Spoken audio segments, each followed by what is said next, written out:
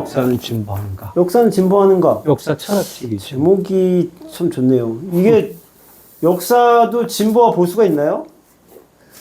모든 것은 진보와 보수가 있는데요. 오늘은 간단히 말씀드리면 보수와 진보는 가치의 문제는 아니라고 봐요. 네. 당연히 선악의 문제도 아니고요. 네. 늙고 젊고에 관한 문제가 아니라 이건 운동의 문제라고 봐요. 운동성의 문제. 운동성. 예. 그래서 전략과 전술, 어떤 진리를 실천하거나 어떤 사실에 도달하거나 할 때 전략과 전술이 있잖아요. 네. 그때 진보적 입장을 취하는가, 보수적 입장을 취하는가인데 이거는 운동성의 문제라고 운동성의 봐요. 문제다. 예. 좀 정태적인 입장을 그렇죠. 취하면 보수고 보수죠. 더 역동적인 그렇죠. 관점을 가지면 진보다. 진보가 되는 거죠. 때로는 49대 51로 그리고 그 봐서요. 두 개의 힘의 균형에 의해서 역사는 계속 변한다. 그렇죠. 그 그렇게 균형이라기보다는 이해하면 더 되는 구체적인 표현은 배합 비율이죠. 배합 비율. 네. 그러니까 그 주체인 인간들은 그 배합 비율을 조정하는 노력을 기울여야 돼요. 네. 그냥 보수와 진보를 외치는 거는 정말 무의미해요. 네. 그리고 그냥은 선언적 프로파간다에 불과한 거죠. 선전이요. 네. 네. 그래서 보수와 진보는 가치의 문제, 더더욱 선악의 문제는 아니고 말 그대로 운동의 문제예요. 네. 힘의 문제. 그래서 보다 현실을 안정적인 입장을 취하는 보수와 그다음에 보다 적극적이고 이상을 지향하는 이거는 진보죠. 네. 근데 진보가 좀 아름답죠. 보기에도 좋고. 뭔가 역동적인 느낌이 드네요. 네. 보수는 그렇다고 해서 보수를 무시할 수는 없는 거죠. 각각의 역할이 있는 건데 나이 들면은 당연히 보수가 돼서 지켜야지만 돼요. 네. 그러나 젊은 사람들은 자기 희생을 무릅쓰고 뭔가 바꿔야죠. 도전을 하고 가능성을 찾는 거죠. 그게 진보예요. 우리가 그 역사는 반복된다. 사실 뭐 저는 그렇게 생각하네요. 히스토리 리피트 이셀프 이렇게 보통 얘기하는 경우도 있는데 그 문장은 그러면 저 진보와 보수 관점에서 사실 반복된다 그러면은 뭐 그렇잖아요. 진보도 없고 보수도 없는 네. 거잖아요. 역사는 반복한다. 역사는 순환한다. 이게 네. 뭐냐? 역사관의 이론이에요. 비코한 얘기가 역사 그냥 하나의 순환 이론인가요? 이론이고요. 그렇죠. 우리는 그걸 철떡같이 믿고 있는 아니, 그 아니죠. 역사는 반복하지 않죠. 끝없이 변하고 각각 다른 조건이 있는데 네. 어떻게 반복이 되겠습니까? 성과 속 그랬을 경우에는요. 아케타입 그렇게 되면 그대로 찍는 거예요. 네. 근데 그렇지는 않죠. 리프린트가 아니에요. 역사는. 왜냐하면 끝없이 다른 변하니까. 조건에서 계속 다른 결과물을 그럼요. 내는 거다. 큰 틀 속에서는 유사할지 모르겠지만 유사할 수는 있지만 그러나 같을 다른 수는 거죠. 없다. 그 대신에 그 당대 살건 개개의 존재로서는 있을 수 있다라는 애매모호한 거지만 엄청난 변혁인 걸로 느껴지는 거죠. 그러니까 늘 변혁 속에 있는 거예요. 네. 역사는 반복되지 않아요. 진보도 사람들이 이렇게 역사는 발전해왔다, 진보였다. 이 책에도 발전도 없는 거네요. 큰 틀 속에서 네. 여기 보면 도표가 나오는데 쉽게 찾을는지 모르겠지만 다른 그래서- 원인과 현상과 결과만이 존재하는. 그렇죠. 그래서 이렇게 보통- 끊임없이 공부를 할 수밖에 없는. 그럼요, 당연하죠. 그게 인간이에요. 연결되는 거예요. 그게 인간이에요. 네, 그렇게 연결되는 거예요. 그리고 진보 곡선 이렇게 봐요. 역사는 발전해왔다. 아니에요. 저는 이렇게 그려요. 왜냐면 올라가실 수도 있고 내려갈 내려올 수도 수도 있고. 있고 가장 궁극적인 상태에 가까울 수도 있고 나락에 떨어질 수도 있고 네. 그게 이렇게 곡선을 그리는데 다만 인류 역사의 초창기부터 지금까지를 비교해 보니까 그래도 안정적으로 출발점보다는 그렇게 이만큼 움직이더라. 발전해왔다. 네. 왜냐하면 인간 일단 생존을 우리가 어느 정도 해결할 수가 있고요. 네. 그다음에 인간이 비교적 자율적으로 주체적으로 삶을 영위하잖아요. 점점. 호모 엘렉투스보다는 훨씬 더 네안데르탈인보다 훨씬 더 우리가 자율적으로 좀 더 삶을 평등하고. 운영해 가잖아요. 네. 그런 의미에서 했다. 그러나 60년, 80년짜리 인간으로 입장에서는 언제든지 나락 시대에 살고 있을 수도 있고 네. 어떤 시대는 진보의 코끝에 갔을 수도 있는 거죠. 그 긴장감이 끊임없이 뭔가 자기를 채찍질하는 효과가 있네요. 그렇죠. 자기가 아니라 사회 전체에 대한 네네. 채찍질이죠. 그거 상당히 중요한 의미가 그 있네요. 배합 비율론이 그거예요. 그래서 역할론이 더 중요한 답이 있으면 거고. 사실 뭐 그런 거 그냥 팽개치고 정답만 나만 잘 되면 되고 요시험만 잘 되면 돼 그게 이럴 사이비 수 종교죠. 있는데 종교로 보면. 그게 아니고 그거 밖으로 뛰어나와서 그게 주체적인 인간이니까 예를 들게 되면 프로메테우스가 그런 거죠. 네. 그리고 보면 석가모니도 마찬가지로 헬스에 시달렸다는 소설도 보게 되면 나오지만 우리 어렸을 때 누구나 본 소설이 있잖아요. 데미안. 네. 그게 전부 다 그런 거죠. 어쩔 수 없이 인간은 그런 특성을 가지고 있어요. 숙명이죠. 네. 그리고 그중 얻는 게 많잖아요. 역사에 무관심한 사람도 많지만 또 지나치게 관심이 있는 사람들도 좀 있거든요. 많죠. 학문적 연구의 깊이가 부족한 상태에서 지나치게 의혹을 앞세운다거나 주장을 앞세우게 되면 여러 가지 이제 모순도 생기고 사람들한테 욕도 먹고 그러게 되는데 네. 그 사람들이 주로 역사 해석에서 어떤 오류를 범하기 쉬울까요? 그런 분들의 특징이 뭐냐면은 역사 자체에 대한 관심이 아니라 역사의 주체가 된 우리 있잖아요. 네. 우리에 대한 평가 때문에 그래요. 우리가 남보다 잘났다. 우리는 결코 다른 집단이나 다른 민족보다 못하지 않았다. 네. 이걸 전제로 해서 역사에 관심을 갖는 분들이 많아요. 우리나라의 민족주의자들은 제가 말한 그 민족의 정체성과 자의식, 역할론에 충실하겠다는 의미의 민족주의가 아니라 네. 타민족에 비해서 우리가 월등하다라든가 이걸 전제로 하고 있어요. 그래요.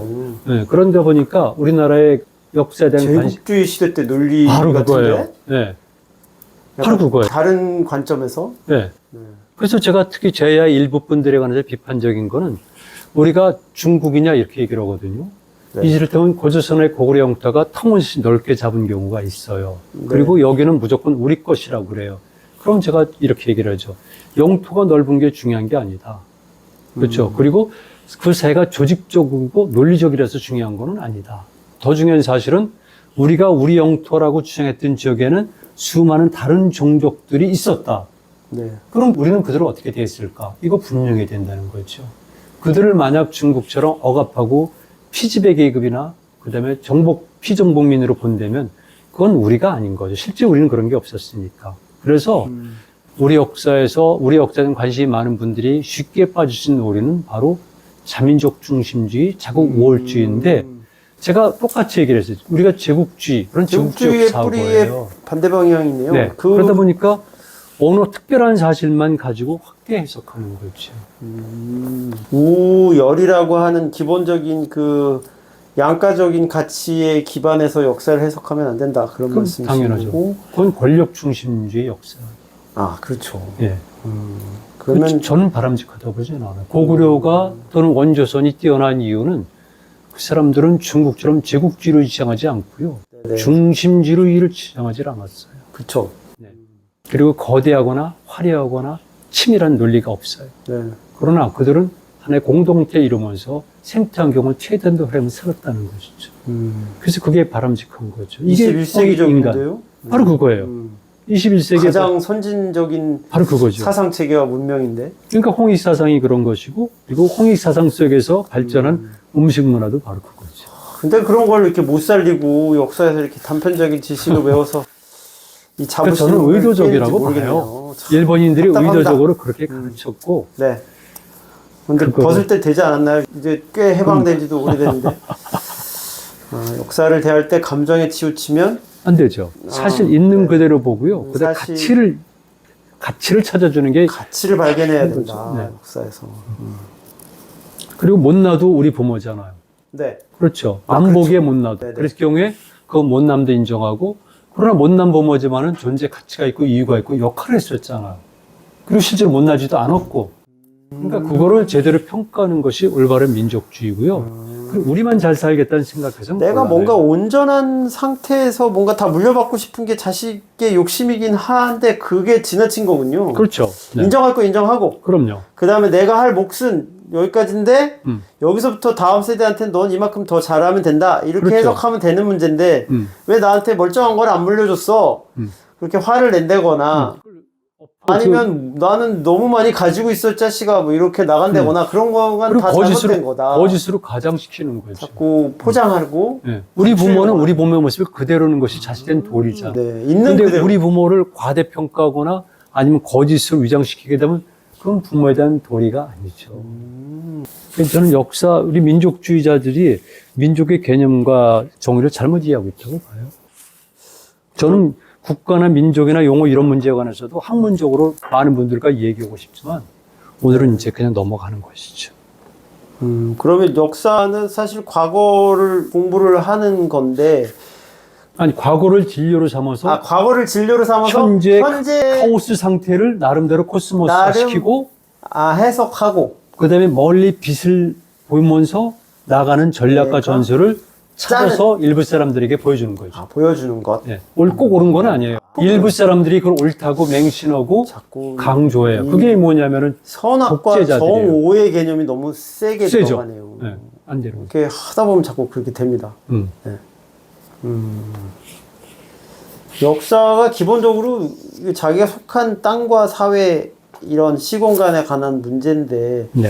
땅의 개인은 그 사회나 국가나 사실 체제를 벗어날 수는 없잖아요. 근데 우리가 역사를 배우다 보면 항상 왕조 중심이 되고 고대 국가가 언제 만들어졌느냐가 마치 선진의 척도인 것처럼 국가 중심으로 역사를 주로 배우게 되는데 그게 어떤 문제점이 있을까요? 국가 중심, 민족 중심, 그리고 문화 중심으로 되는데요. 네. 우리 그러니까 동시대적 인간의 관점에서 보면 해결이 안 되잖아요. 네. 근데 긴 역사를 놓고 보게 되면 그런 기준이 적용된 건 불과 얼마 안 된다는 얼마 안 거죠. 된다. 왜냐하면 이를테면 200만 년이라고 보잖아요. 호모렉투스. 그 다음에 우리 직계 조상이 호모 사피엔스인데 이건 한 5, 6만 년 되고요. 호모 사피엔스는 20만 년에서 30만 년까지 올라가요. 근데 그런 긴 과정 속에서 보게 되면 우리는 색다르게 볼 수가 있는 거죠. 제가 질문하는 건 이제 개인과 국가가 역사 안에서 그렇죠. 어떻게 각자 존재감을 느낄 수 맞아요. 있나. 보통은 국가 중심으로 되는데 그렇게 되면 개인이 함몰되니 개인의 입장에서 역사라는 게 이제 의미가 있다는 건 이해를 했는데 그러면 그 역사 속에 살고 있던 개인에 대한 조명이 더 있어야 되는 게 아니냐. 사실은 그런 좀 역사 속, 그렇죠. 그건 궁금증이 당연한 있는 것인데 국가라든가 우리가 말하는 민족이라든가 흔히 말하는 문명은 생긴 지 얼마 안 된 개념이라는 거죠. 일단 네네. 그걸 전제로 하고요. 네. 그 다음에 어쩔 수 없이 우리는 큰 사회를 이뤄가면서 단계를 거쳐가지고 우리가 생각하는 스테이트 네이션이 된 거거든요. 네. 그 전에 국가는 여러 단계가 있지만, 근데 일단 그렇게 될 수밖에 없는 환경이 있어요. 생태환경 속에서 어떤 공간에서는 그런 식의 역사 발전을 이루어왔고, 다른 공간에서는 다른 방식으로 왔는데, 결과적으로 승자는 이거죠. 승자의 역사다. 그렇죠. 그래서 그 사람들은 주로 농경을 중심으로 하고, 그 다음에 많은 노동력을 동원하고, 그 다음에 기록을 남기고 중앙 집권적인 정치를 만들고, 종교를 만들고, 로직을 만들고, 기록을 만들고, 이런 것. 네, 그렇죠. 신분과 계급을 만든 것. 이런 체제가 결국은 전 인류에 확산되면서 나머지를 전부 다 흡수한 거죠. 네. 그러니까 국가와 민족이라든가 문명의 존재를 부정할 수는 없어요. 네. 그렇지만- 근데 그들 위주로 서술될 수밖에 없다. 아니, 내 말은 전적 인종은 안 그럴 수밖에 없지만 네네. 우리는 거기에 저항을 때때로 한다는 것이죠. 그래서 지금도 마찬가지겠지만은 과거에도 그런 문명을 거부하면서 우리는 우리대로 살겠다는 사람들이 있었던 거예요. 네. 이를테면 농경문화 속에서도 벼농사 문화 집단과 다른 농경문화 집단이 있고, 네. 그리고 우리는 얼마나 오랫동안 농경문화와 함께 유목문화라든가 해양문화, 어업문화가 공존했어요. 그렇잖아요. 그러니까 그 사람들은 뭐냐면 생태환경 때문에 그렇고 그들과 접촉을 안 하고, 지금도 에스키모인들이 결국 끝까지 남아있잖아요. 알래스카라든가 북극권에도 남아있잖아요. 아프리카에 남아있잖아요. 네. 그건 뭐냐면 그 집단이 가지고 있는 정체성과 자식이 있기 때문에 그래요. 어느 것이 우열인지는 몰라요. 그래서 결국은 그 사람들은 남지만, 그러나 인류의 전반적 흐름을 볼 때 어쩔 수 없는 거죠. 어느 것이 우열인지는 모른다. 네. 아, 제가 그 답변을 듣고 싶었습니다. 네. 아, 네. 근데 자꾸 어떤 것이 이렇게 우열인지 어느 모르겠- 것이 우위에 있는 것처럼 가르치기 때문에. 아니, 그것도 우리는 뭐냐면 절대적 우열로 보는 거죠. 네, 그 그렇진 부분이 않아요. 좀 늘 이렇게 마음에 걸렸어요. 아니, 그래서 지금은 새로운 이론들이 많이 나와요. 아, 문명에 대한 그 정의도 달라져서 네. 우리들은 보통 4대 문명권을 배웠잖아요. 지금 150년 전의 이야기죠. 네. 그리고 그게 뭐냐, 마지막에 중국이 스스로가 황하 문명을 집어넣어가지고 시작된 게 네. 지금 한 150년 가까이 되네요. 네. 그리고 지금은 30개 이상의 문명권을 설정을 해요. 그만큼 문명의 개념이 달라졌다는 것이죠. 이를테면 가치 기준이 달라졌다는 걸 뜻해요. 그리고 우열이 우리가 아니라 말하는, 다양성이 좀 더 그렇죠. 중요해지. 기존 알고 있었던 그런 문명에도 다른 문명의 존재를 인정했고, 네네. 지금도 일부 남아있는 것들을 인정하고, 일부에서는 그런 문명을 더 보존하고 싶어 해요. 이게 주로 생태환경론자들이 주장하는 얘기예요. 자본주의도 따뜻한 자본주의라는 얘기가 나오잖아요. 그리고 역사학도 역사 생태학이라는 용어가 있잖아요. 이런 것들은 네. 가치를 다르게 두고 있기 때문에 지금 인간은 꼭 큰 방향으로 추수할 필요는 없어요. 없다. 네. 부분적으로는 저항해야 되는데 그 역사의 대신 옳은 방향성은 없다. 큰 틀 속에서 있지만 네, 어쩔 수 없다고 그거는 봐요. 드러나는 거지만 그게 옳다고 말할 수는 없다. 네. 아, 네. 그리고 다른 길을 가는 사람들은 자기 희생이 불가피하고 그건 그건 어쩔 수 숙명이에요. 그러니까 프로메테우스가 간을 그건 어쩔 수 심장을 없을 것 같습니다. 당연하죠. 그래서 그런 과정 속에서 서로가 조화를 이뤄가는 거죠. 배합비로 네, 조정하면서. 네. 그러나 이들이 저항하지 않는다면은 너무나 국가 중심, 큰 조직 중심, 근데 그렇게 가시적인 흘러가겠죠. 파워 중심으로 가니까 네. 여기에 저항하는 움직임은 끊임없이 있어야 되는 거죠. 네. 제가 그래서 한마디 더 하면은 문명도 우리가 흔히 말하는 문명을 시빌리제이션 그러잖아요. 네.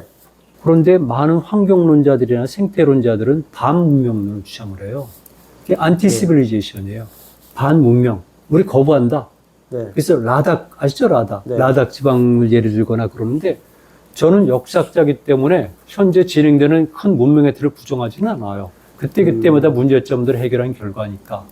그렇다고 해서 추수하지는 않아요. 맹종하지는 않아요. 네. 그래서 제가 만든 이론은 뭐냐면 비문명론이에요.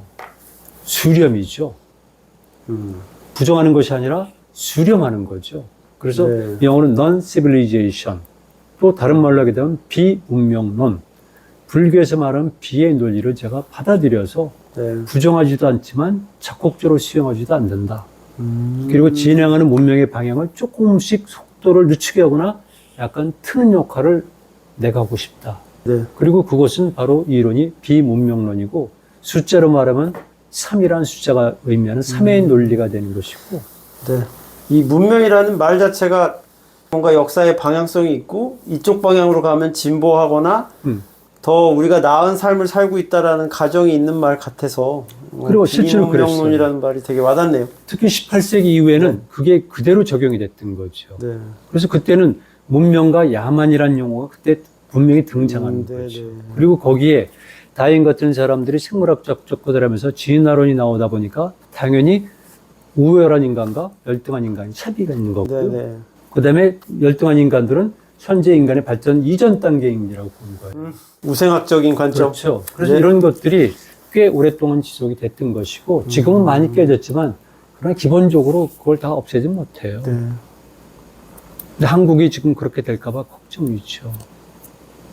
그러니까 첫 번째 질문도 그렇고 그 개인들이 그런 큰 사회적 조건으로 주어지는 것들을 사실은 극복하고 역사를 통해서 각자 그 주체적인 인간으로 거듭나면서 그들이 모여서 그 좋은 사회, 좋은 나라를 구성하면서 그렇죠. 역사를 이렇게 계속 이끌어 좋은 나가는. 사회를 구성하는데 현재로서는 그 단위가 나라기 때문에 국가기 때문에 그런 표현을 쓰는 거지만 네. 사실은 좋은 사회죠. 네.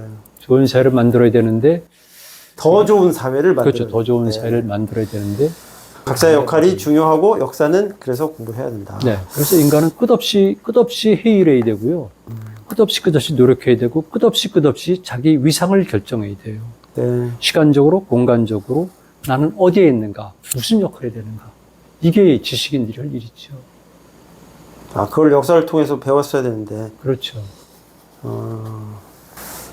역사는 옵서버, 관찰자만도 아니고 그다음에 평가제 그리고 마지막엔 크리에이터, 창조자거든요. 새로운 방향성도 제시할 필요는 있죠. 제가 이런 역사 이론이 있는데 역사는 미래학이다 그러는데 네. 세 번째가 역사는 미래 예측 지표의 기능을 한다는 거예요.